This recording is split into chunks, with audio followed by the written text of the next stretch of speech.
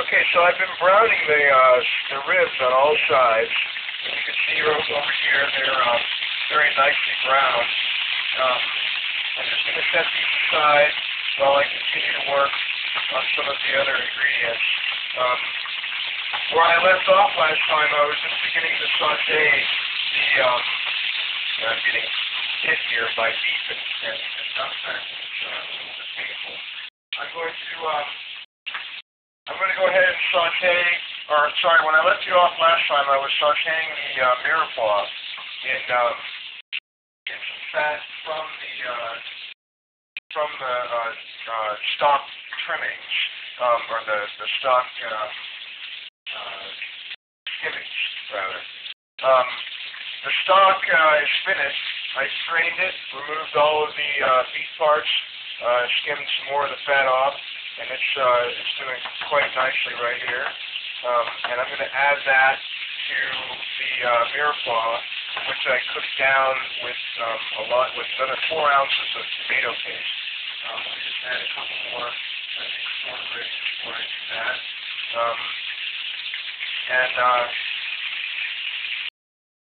This smells absolutely incredible in here. Although the quick splashes of beef grease hitting my arm is a little bit painful. Okay, so the beef is browning quite nicely in there. The brown beef is here. Now let me show you what happens to the beef bone when it comes out of the stock after being in there for 8 hours. Okay, these were had a lot of bones in there. Here's one of the bones right now. You can actually see right through. Let me see if I can get a good shot of that. You can actually see right through the end of the marrow. That's the other end of the marrow.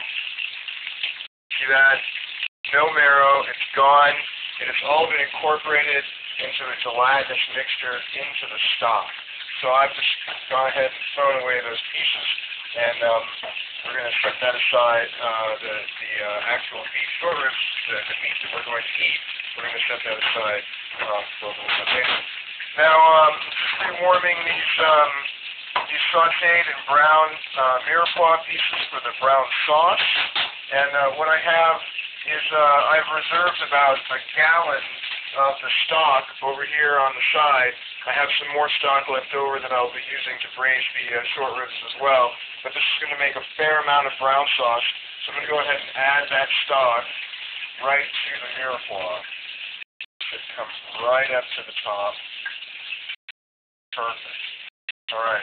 So now we have also another sauteed piece. I'm going to add that in a moment, but first, my favorite part is adding this delicious duck fat pale roux. It is absolutely incredible. It is going to make the sauce. Something that I've done before, and you'll see how thick this is. I'm trying to scoop it out. Something I've done before with the duck fat, and just bear with me on my camera moments, I'm going to need a second hand here. Something I've done before with the roux is instead of going with duck fat roux, I've added some foie gras pieces, and the foie gras pieces at the end add just an incredible flavor. But I found that the duck fat roux is so delicious, and it imparts the same kind of duck fat flavor at honestly a tremendously cheaper cost. It's much more economical to go that way than to go with foie gras. So let me just grab a spoon here. I'm going to whip the roux up a little bit into the sauce. And what that's going to do is that's going to begin to thicken the sauce a little bit, make it have a little creamy consistency, pale it out just a little bit. That's why we wanted a pale roux and not a darker roux, the kind that you would use with a dark etouffee or gumbo. What we want is a nice pale roux.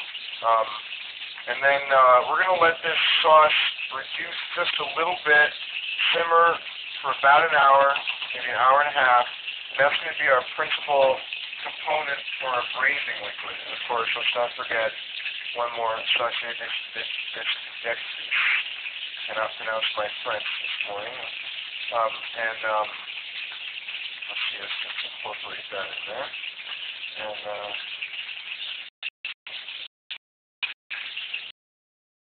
make sure we have all the roux. All the roux needs to be mixed in. We don't want any lumps. Of course, we're going to strain this through a cheesecloth when we're done. So you see already we're getting, and this was a very warm stock when I added it, so it won't take very long to get up to a boil. Already we're getting a really creamy consistency. Look at that. Oh, this is going to be a delicious sauce. And luckily, I made so much of it because I won't have to use all of it. I made so much of it so I can freeze it, save it for later, add it to the steak. It will be just delicious. And what we're going to do eventually, once the sauce and a little bit of the stock that we have left over braises the meats, we're going to reduce that braising liquid again. And the braising liquid, we'll add to that some sherry, and that's going to be our finished sauce product. And it is going to be unbelievable. You could also add some Madeira if you'd like, or any other kind of dry, slightly sweet, even white wine if you would like, or even a Zinfandel would be delicious. I'm going to go with sherry today just to give it that classic flavor. So the roux is whipped in there. It's mixed in. I don't see very many pieces of it in the sauce. You could eat this right now if you wanted to, but I'm going to let the sachet incorporate those flavors of the parsley and the thyme, the peppercorns, get that nicely mixed in.